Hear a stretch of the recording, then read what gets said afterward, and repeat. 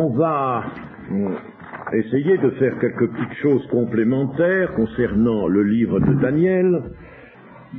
D'abord, nous avions cité hier les Maccabées, et nous n'avions pas la version. Maintenant, il y en a une, merci, dans le livre des Maccabées. Alors, il y avait plusieurs citations. Où sont-elles, mes citations? Ah, voilà. J'avais notamment cité dans 1 Maccabée, chapitre 1, c'est une version ici, oui, c'est ça, le cardinal Liénard. Alors, chapitre, il y a naturellement ces livres qui sont pour nous des apocryphes, et qui auraient dû d'ailleurs toujours rester tels, quoique intéressants, quoique n'étant pas dépourvus d'intérêt. Chapitre 1, verset 20, mais ils ne sont pas inspirés, n'est-ce pas? Alors, voilà ce que dit 1 Maccabée 1, verset 20. 2 années plus tard, le roi envoya un commissaire aux impôts dans les villes de Juda, et il vint à Jérusalem avec une troupe nombreuse. Il adressa aux habitants avec astuce des paroles pacifiques, et il le crut. Vous voyez que son astuce, tout ça, ça sent inspiré, n'est-ce pas? Ça ne sent pas du tout vraiment le texte biblique. On sent que c'est une rédaction, n'est-ce pas, libre.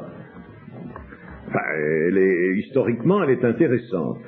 Des paroles pacifiques, et il le crut. Il se jeta sur la ville à l'improviste, lui infligea de grands maux et fit périr beaucoup d'Israélites. Il prit les dépouilles de la ville, puis la livra aux flammes, détruisant ses maisons et les murs d'enceinte. Les Syriens emmenèrent en captivité les femmes et les enfants. Vous voyez qu'il s'agit bien des Syriens, donc d'Antiochos, qui était roi de Syrie, et se partagèrent le bétail. Ils rebâtirent la cité de David avec une grande et forte muraille et de puissantes tours. Elle devint leur citadelle. Ils y installèrent une population impie d'hommes pervers et s'y retranchèrent. Ils entassèrent des armes et des vivres, ayant ramassé les dépouilles de Jérusalem, et ils les y déposèrent. Ce fut là un grand piège, car elle devint une embûche pour le temple et un fléau diabolique pour Israël sans répit. Et puis j'avais donné aussi 1 Maccabée 6.2. 1 Maccabée 6.2. Lisons 6.1. Le roi Antiochus, voilà, c'est là qu'il est, dans les traductions, on met son nom, Antiochus Épiphane, alors que véritablement il vaut mieux dire Antiochos. Le roi Antiochus, ayant traversé les hauts pays, entendit dire qu'il y avait en Élimaïde, en Perse, une ville fameuse par sa richesse en argent et en or. Le temple qui s'y trouve est d'une richesse fabuleuse. Il contient des armures en or, des cuirasses et des armées laissées par Alexandre, fils de Philippe, c'est Alexandre le Grand, fils de Philippe, roi de Macédoine, qui a régné le premier sur les Grecs. Antiochus chercha à s'emparer de la ville et à la piller, mais il ne put pas parce que son projet avait été connu des habitants qui s'étaient préparés à résister. Il partit donc de là, fort dépité, pour retourner à Babylone. On vint lui annoncer en Perse que les armées qu'il avait envoyées en Judée avaient été mises en déroute. Il s'agit de la ville, c'est donc Jérusalem, le temple, c'est le temple de Jérusalem, était mise en déroute, et que Lysias, ayant pris le commandement en chef d'une forte armée, avait également été mis en fuite, et que les Juifs étaient renforcés par les armes des troupes qu'ils avaient battues et le gros butin qu'ils avaient conquis sur elles. Ils avaient aussi démoli l'idole qui avait été édifiée sur l'autel de Jérusalem et entouré de hautes murailles comme auparavant le temple et la ville de Bethsur. Bethsur, c'était le nom qu'on avait donné à Jérusalem. Alors, nous avons aussi 2 Maccabées, chapitre 5, premier livre, deuxième livre, 2 Maccabées, chapitre 5, verset 11, versets 11 à 17. Ces événements, Antiochus, le titre qu'il y a là est celui-ci, Antiochus pille le temple. Ces événements étant parvenus aux oreilles du roi, il crut que la Judée s'était révoltée. Aussi, étant revenu d'Égypte avec son armée, vous voyez les campagnes d'Antiochus en Égypte, n'est-ce pas, avec son armée, la rage au cœur, il prit la ville d'assaut et ordonna aux soldats de frapper sans merci ceux qui leur tomberaient sous la main et d'égorger ceux qui monteraient dans leur maison. Il se fit un massacre de jeunes et de vieux, une extermination de femmes et d'enfants, de jeunes filles et de nourrissons. Les pertes de ces 3 journées se montèrent à 80 000 personnes. Il y eut 40 000 tués et autant furent vendus comme esclaves. Non content de cela, il osa entrer dans le temple le plus saint de toute la terre, guidé par Ménélas, qui était devenu traître aux lois et à la patrie. Donc ce Ménélas était un juif, pas devenu traître, c'est ce que nous avons lu dans Daniel, il y avait des traîtres à l'alliance, prenant de ses mains impures les vases sacrés et les présents offerts par d'autres rois pour accroître la gloire et l'honneur de ce lieu. Antiochus les remettait avec mépris à des mains profanes. Le roi fut rempli d'orgueil, ne voyant pas que le maître était irrité momentanément à cause des péchés des habitants de la ville. Vous voyez, il mentionne ici que le maître, c'est-à-dire Dieu, était irrité momentanément à cause des péchés des habitants de la ville, c'est-à-dire des Juifs, n'est-ce pas? Alors, le terme de la colère que nous avons vu était bien la colère contre Jérusalem. C'est pourquoi il avait montré une telle indifférence pour le temple. Si le peuple n'avait pas été revêtu de si nombreux péchés, il serait arrivé la même chose qu'à Héliodore, lorsqu'il avait été envoyé par le roi Séleucus pour inspecter le trésor, et Antiochus, une fois entré, aurait été châtié sur le champ et serait revenu de son audace.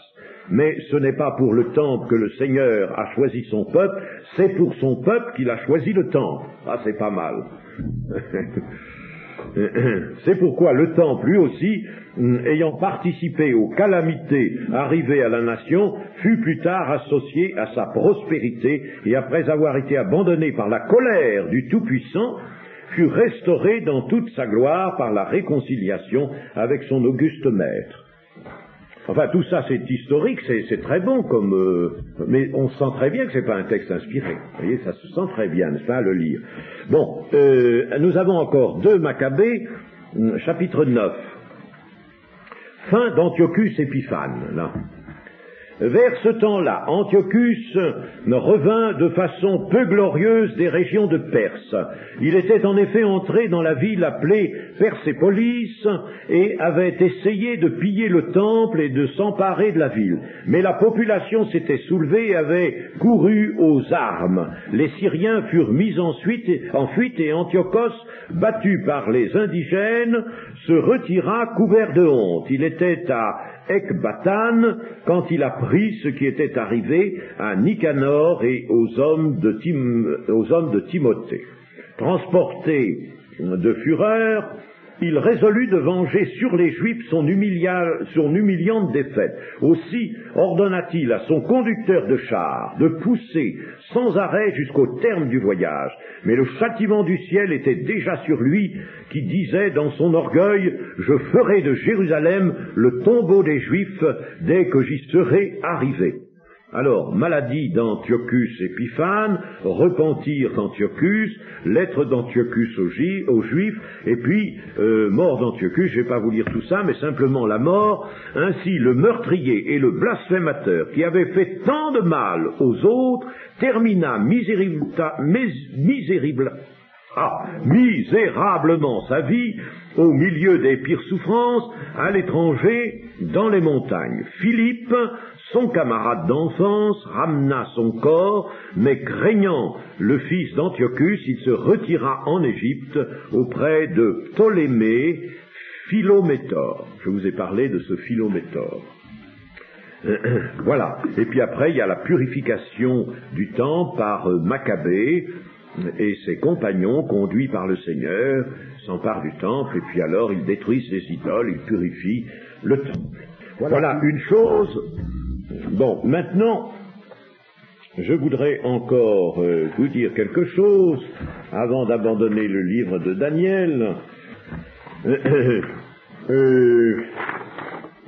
Vous dire que nous avons parlé de l'Empire romain, n'est-ce pas? De l'Empire romain comme quatrième empire représenté par les jambes et les pieds de la statue du songe de Nebuchadnezzar, et puis représenté dans le chapitre 7 de Daniel par un animal qui n'est pas nommé, un animal terrible, un animal absolument terrible. Alors,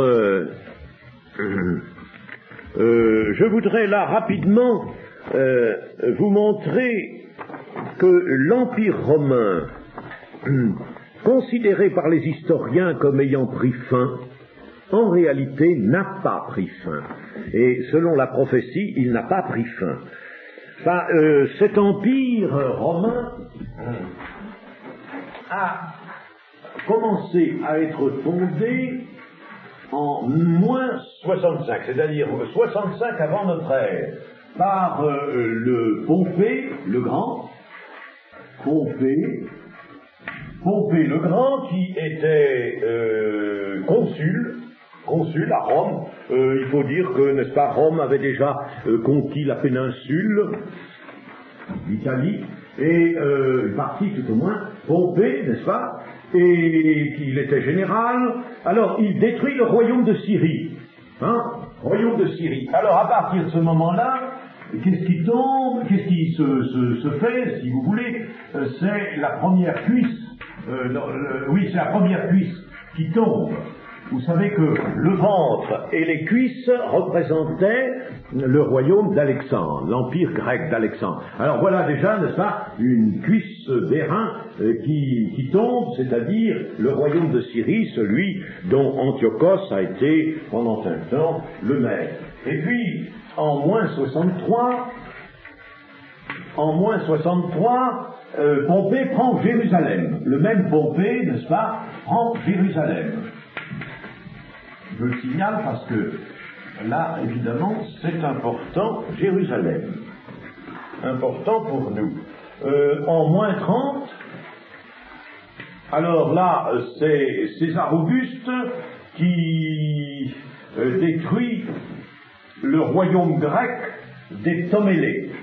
Alors, César Auguste, qui sera d'ailleurs le premier empereur romain, César Auguste va détruire la deuxième cuisse, c'est-à-dire l'Égypte. N'est-ce pas? Vous voyez, l'empire d'Alexandre était représenté comme le ventre de la statue, puis il avait donné lieu à deux parties, les deux cuisses d'airain, et voilà, n'est-ce pas, déjà les deux cuisses qui tombent, donc on passe de l'empire grec, l'empire des Grecs, on passe à l'empire romain à ce moment-là. Et puis, alors, après, n'est-ce pas, eh bien, l'empire est constitué. L'empire est déjà constitué, je ne vais pas retracer son histoire, je vais simplement marquer alors une date, là, ici, 312, qui sera l'accord de l'empereur Constantin, n'est-ce pas, avec l'Église, avec le christianisme. Mettons Église si vous voulez. Avec l'Église, n'est-ce pas, ça, c'est cette fameuse entente qu'on a appelée que souvent la conversion de l'empereur Constantin, une conversion assez curieuse, assez bizarre. C'est en réalité un accord politique avec l'Église qui intervient là en 312. Et puis en 330, voilà que par conséquent c'est 330 Constantin toujours qui fonde Byzance. Byzance qui va être la deuxième Rome. Alors voilà cet empire romain qui lui-même déjà prend deux parties. À deux parties, il est représenté par deux jambes, les deux jambes et les pieds, n'est-ce pas? Constantin fonde Byzance qui est tout de suite appelée la deuxième Rome. Et alors en 395 de notre ère, alors, n'est-ce pas, ici nous sommes, à partir d'ici, nous sommes dans notre ère. 395, c'est la mort de l'empereur Théodose. Il a été seul de son nom d'ailleurs, Théodose, et l'empire, là, se scinde en deux. Ici en 395, n'est-ce pas, il va y avoir l'Empire d'Orient et l'Empire d'Occident. Alors, l'Empire d'Orient aura pour capitale Byzance, qui se nommera après Constantinople, et Rome va rester la capitale de l'Empire d'Occident. Il y a donc là deux grandes branches. Les deux grandes branches sont séparées. Elles existaient déjà, mais elles sont séparées en 395 à la mort de Théodose. En 400. Alors là, c'est le commencement de l'invasion des rois goths. L'invasion des rois goths, c'est en effet la campagne d'Alaric, chef des Visigoths,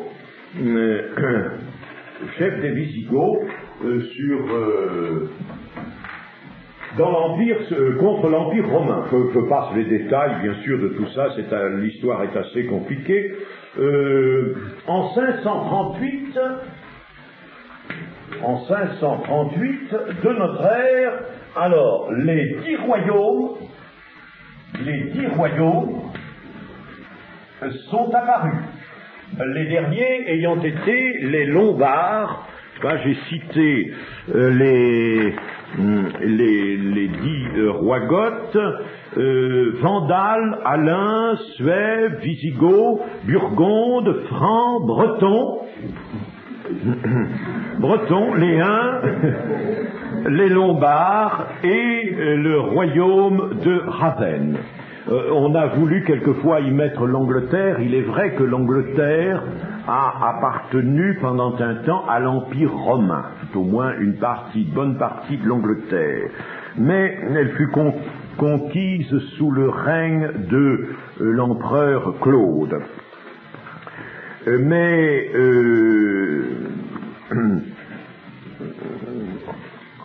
en somme, ça fait un siècle après la fondation de l'Empire, n'est-ce pas? La langue anglaise, elle ne sera pas dérivée du latin, elle sera dérivée du goth. Et au commencement du 5e siècle, la Grande-Bretagne fut relevée par l'empereur Honorius de son serment d'allégeance. D'ailleurs, elle était liée par un serment d'allégeance à l'empereur de Rome, et elle cesse d'appartenir à l'Empire d'Occident en 409. En somme, l'Angleterre a été une sorte de colonie pendant un temps, mais c'est à tort qu'on la ferait entrer vraiment dans l'Empire romain. Ce ne veut pas dire que l'empire de l'Antichrist ne va pas la comprendre. La prophétie n'a pas pour but de nous dire, comme ça c'est une vue trop étroite, il faut que l'empire de l'Antichrist soit exactement dans les limites de l'empire romain. Non, ce que nous voyons maintenant dans les limites de l'empire romain, à peu près, n'est-ce pas, ce sont les 10 parties qui en sont dérivées, puisque la prophétie nous a dit qu'il y aurait 10 cornes, n'est-ce pas, sur cet animal, 10 cornes, et que ces 10 cornes sont 10 rois, donc 10 parties, 10 royaumes. Eh bien, les 10 royaumes en 538 sont réalisés.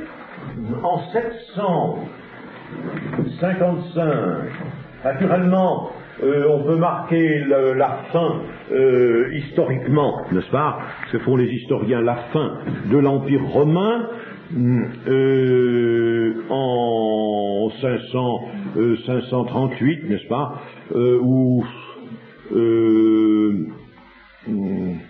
quand l'empereur Théodose va lui-même capituler, je crois que c'est lui, enfin, mais disons que l'Empire romain, n'est-ce pas, poursuit quand même son existence, même si les historiens ne la voient pas toujours. Là, c'est ici la création de l'État pontifical. L'État pontifical avec capitale Rome, un État pontifical qui est créé pour donner une base territoriale à l'indépendance politique de la papauté, n'est-ce pas? La papauté voulait avoir son État et elle voulait conserver Rome. Elle obtient donc cet État en 755. Et le pontife romain, parce qu'il s'appelle pontife lui aussi, Pontifex Maximus, l'empereur, le Pontifex Maximus, souverain pontife, ça veut dire souverain pontife, on l'appelle encore comme ça, n'est-ce pas? C'est un titre qu'il a pris de l'empereur romain, n'est-ce pas? Il s'est octroyé non seulement Rome, mais le Pontifex Maximus, il a pris ça, et l'empereur romain l'avait pris, lui, il l'avait acheté à prix d'or, du roi de Babylone. Vous voyez que tout vient bien de bonnes sources, n'est-ce pas? Nous sommes là, n'est-ce pas, très renseignés. Pontifex Maximus, c'était le titre du roi de Babylone, de cette Babylone, n'est-ce pas, qui est rejetée de Dieu. Alors, nous avons en 800, alors, nous avons ici, n'est-ce pas, un fait qui montre bien que vraiment, n'est-ce pas, l'Empire romain n'est pas mort. C'est Charlemagne qui est, lui, empereur d'Occident et qui continue l'Empire romain pour un temps. Puis, après ça, nous pouvons noter, il y aurait d'autres dates à noter, mais enfin je prends les principales. 1453, c'est la fin de l'Empire d'Orient. L'Empire d'Orient se prolonge, l'Empire de Byzance se prolonge donc beaucoup plus longtemps que, historiquement vu, n'est-ce pas, que l'Empire d'Occident. C'est la fin donc de l'Empire d'Orient, et cela par l'action de Mahomet II, qui triomphe du dernier empereur Constantin XI et qui prend Constantinople, autrefois Byzance. En 1500 de notre ère, alors là nous arrivons à Charles Quint.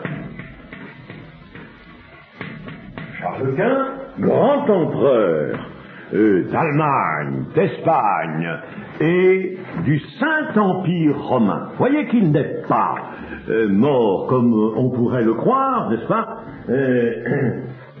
Empereur du Saint-Empire romain, il est d'ailleurs c'est lui qui sera couronné par le pape, le dernier. Et puis, après, n'est-ce pas, l'histoire est assez compliquée, il faut regarder dans l'histoire les résurgences de cet empire romain, mais au XIXe siècle, c'est-à-dire en somme tout près de nous, on pouvait compter 10 États, les choses se sont compliquées encore avec les guerres de 70, de 14, n'est-ce pas, 1914, et même de 1939-40, Alors là, au XIXe siècle, il y avait 10 États, la France, la Belgique, l'Espagne, le Portugal, la Sardaigne, la Bavière, le royaume lombard vénitien, le royaume d'Illyrie, la Hongrie et les 2 Siciles. 10 morceaux de l'ancien empire romain. 10 morceaux. Et maintenant, si on pouvait étudier les choses, je ne l'ai pas fait, on retrouverait encore, n'est-ce pas, les 10 morceaux, et nous allons voir, n'est-ce pas, maintenant, cet empire se reconstituer, non pas peut-être absolument dans ses limites, mais ce sera la continuation à travers l'histoire, même s'il y a des périodes confuses, où il y a en quelque sorte une brume sur l'existence de cet empire, cependant, n'est-ce pas, les 10 parties sont encore là et vont se réapparaître en un tout, en une sorte de fédération sous la direction de l'Antichrist. Voilà donc une chose qui était à dire. Une chose que je voudrais encore dire avant d'en terminer avec Daniel, c'est que ceux qui mélangent Antiochos, ce qui est dit d'Antiochos dans Daniel et ce qui est dit de l'Antéchrist, n'ont pas étudié sérieusement le livre, parce qu'au verset 7, au chapitre 7, les versets 8, 11 et 24, nous l'avons vu, il s'agit de l'Antichrist. Là, c'est sûr. Et c'est une petite corne. Mais il y a 2 petites cornes. Il y en a 2. La petite corne du chapitre 8, verset 9 notamment, est celle qui est bien Antiochos, puisque c'est une petite corne qui pousse sur le bouc, et il est dit expressément que le bouc est le roi de Javan, c'est-à-dire l'empire grec. Enfin, alors vous voyez, il faut étudier les choses sérieusement, de près. Si on étudie de près, on voit précisément, d'ailleurs c'est bien mieux, n'est-ce pas, la prophétie nous montre 2 personnages qui ne sont pas apparus du temps de Daniel, l'un est apparu maintenant, n'est-ce pas, 2 personnages qui tous 2 sont désignés par une petite corne, et puis qui tous 2 abattent d'autres cornes. 3 cornes, n'est-ce pas, mais les 2 petites cornes sont dans des passages différents, des prophéties différentes, sont 2 petites cornes parce qu'elles se ressemblent beaucoup en effet, donc nous sommes fondés à établir une relation, une ressemblance entre les 2 petites cornes, Antiochos et l'Antichrist qui est à venir. Et le Seigneur Jésus l'a fait quand il a parlé de l'abomination, de la désolation, n'est-ce pas, dans son discours eschatologique. Il s'est référé à l'action d'Antiochos, parce que cette action d'Antiochos est révélatrice. Elle a tracé dans l'histoire des faits, des actes qui vont se reproduire. Pas exactement pareil, mais dans leur même signification, dans leur même portée, vont se produire à la fin des temps du fait d'une seconde petite corne. Voilà, n'est-ce pas, ce qu'il faut savoir. Et bien maintenant, nous considérons notre étude du livre de Daniel comme close et terminée.